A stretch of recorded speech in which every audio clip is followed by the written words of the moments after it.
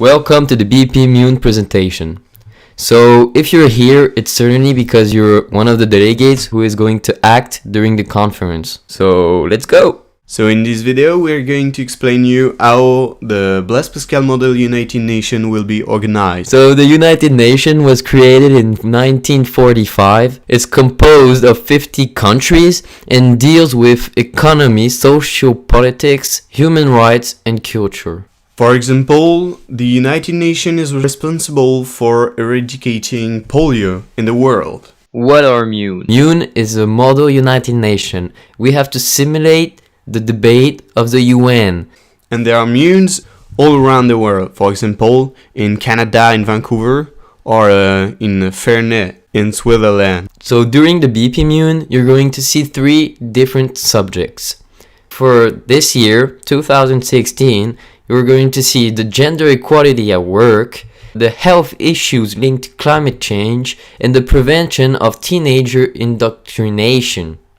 But the MUN, how does it work? In each Model United Nations, we have different kind of person. We have first of all the delegates, you, who represent the country and have to resolve the issues by debating and voting clause. The delegates have to follow their country's ID and not their personal ID. It's fairly important because in Model United Nations, you're not representing your personal country. So the Secretary General is the leader of the UN Secretary. The chairs lead the debate and are the ones who can decide when the delegates are allowed to take the floor or not. They will also help you to understand the rules and the procedures of the UN. But be careful. When they say, order in the house, you may remain silent. Administrators, or admins, they can transmit the messages you want to send and they count the number of votes during the voting procedure.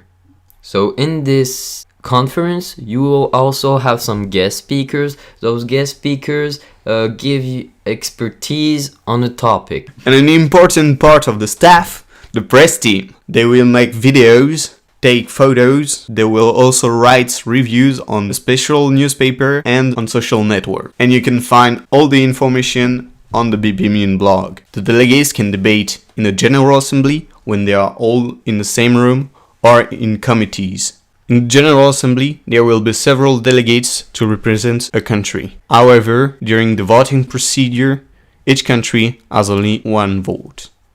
As he said just before, the General Assembly is the biggest room where everybody gather up.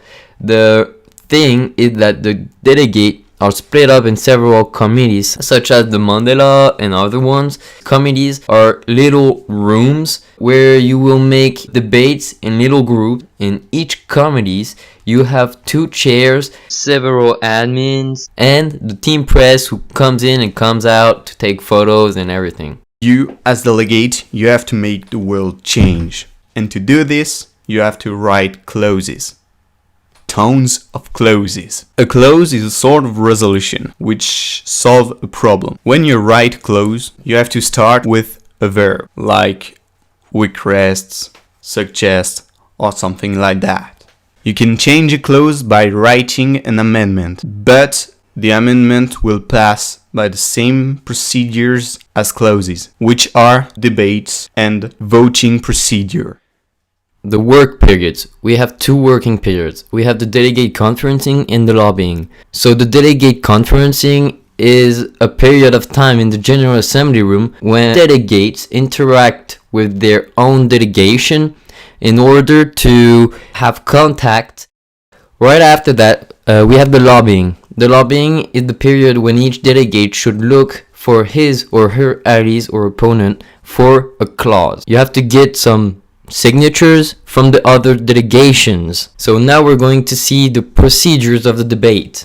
When your clause is chosen, the chairs will say, delegate of, so your country, you've been recognized.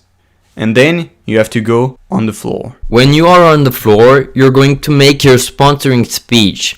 So at this moment, you have to convince the other people to follow your clause and to vote for it.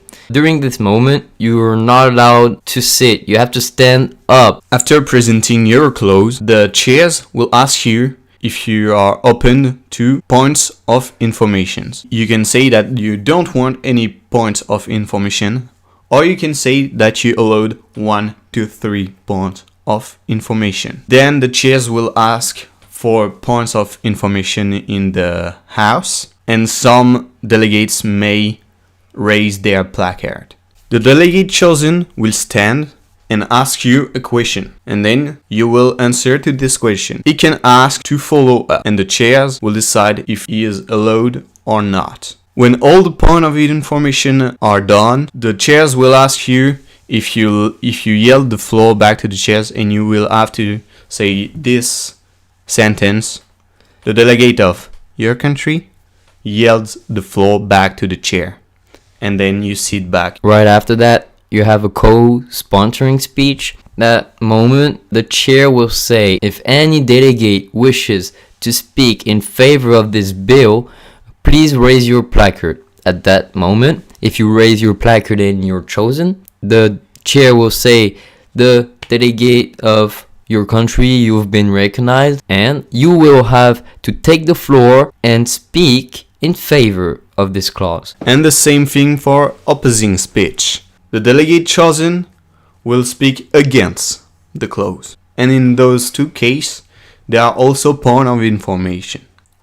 During the voting procedures, we have 3 different moments. We have the first moment where the chair says, all those in favor of the bill, please raise your placard. At that moment, if you're in favor, you raise your placard.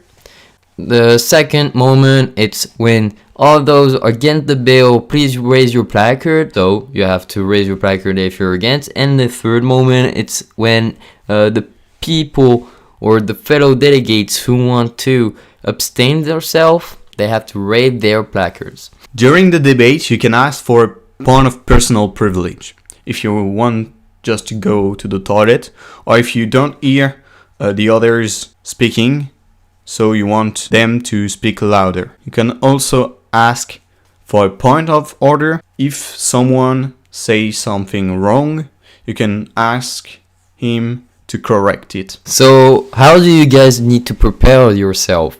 So for each subject, for gender equality at work, health issues, and prevention of the teenagers' indoctrination, you have to find economical and political allies for each, major imports and export and what could affect them, your economy weakness, your regional problem in your part of the world, economical and political opponent, and your economy strength. You can find those information on the web, on your computer, or in books, as you want. This is the end of the video. We hope you enjoy it. You guys can follow us on social networks. We're going to post a lot of things, a lot of pictures and everything. And don't forget, this event is made to have fun and to practice your English. So don't worry. Thank you for coming and thank you for your attention.